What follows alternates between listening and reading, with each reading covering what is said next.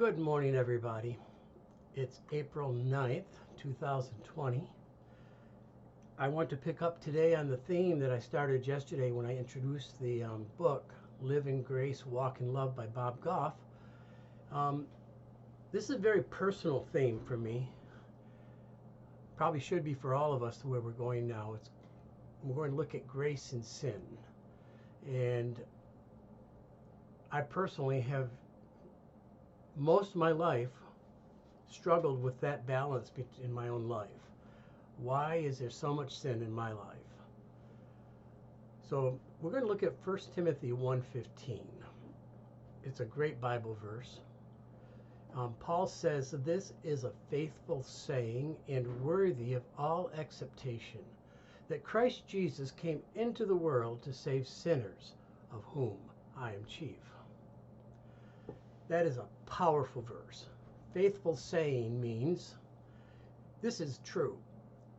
Something you can believe to be true. And I mean, the saying is real short. It's Christ Jesus came into the world to save sinners. That is just a real short little saying. Then he says it's worthy of all acceptation. It's worthy of you investing your confidence in it, your trust in it, like putting money in the bank. You can lean on this truth. It's not just some academic thing. It's something that will affect every area of your life. Trust in it. And then he says, Christ Jesus came into the world to save sinners. And that wraps up all that's important in this world. More than anything else, that Christ Jesus came into the world to save sinners. I remember once talking to someone about the book, I'm Okay, You're Okay. And I said, we're not. And they believed in Jesus Christ, and they said, why would you say that? And I said, well, if we were okay, we wouldn't need Jesus. He wouldn't have had to die. And that is still true. Everything in life that has any value at all rises and falls on how much you believe in and trust in that short saying. Christ Jesus came into the world to save sinners. The Apostle Paul trusted in this truth. He said, of whom I am chief. Me. I've believed it, and I invested my whole confidence in this world in that verse, in that truth. So in yesterday's vlog, we talked about the book Live in Grace and Walk in Love by Bob Goff.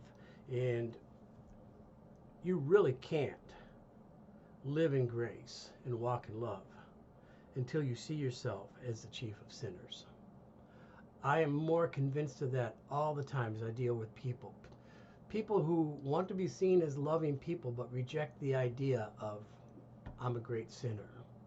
And I see the inconsistency in their love and in their walking in grace and living in grace, and it breaks my heart.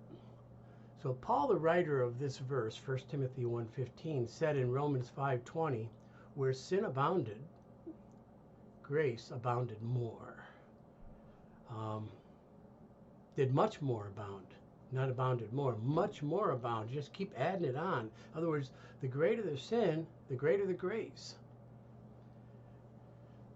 The greater your personal experience that you're a sinner, that has received grace, the greater your ability to live in grace.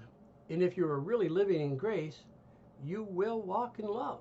That can't be, you can't not walk in love.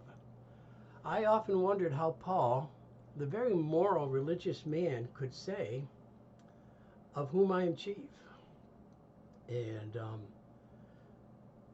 it's kind of fun watching Bible commentators deal with this because they struggle with the idea too. But I want to tell you, he's telling the truth. He saw himself, the moral, religious, good, Pharisee, Bible-reading, dedicated man as the chief of sinners. That's how he saw himself. The word chief comes from the Greek word protos, from which we get prototype. Paul saw himself as the prototype of what it looks to be like to be a sinner. He's saying that if you want to know what really it looks like, I am the prototype. And we're going to look at that more on tomorrow's vlog. We're going to take up that theme, but I want to leave you with this.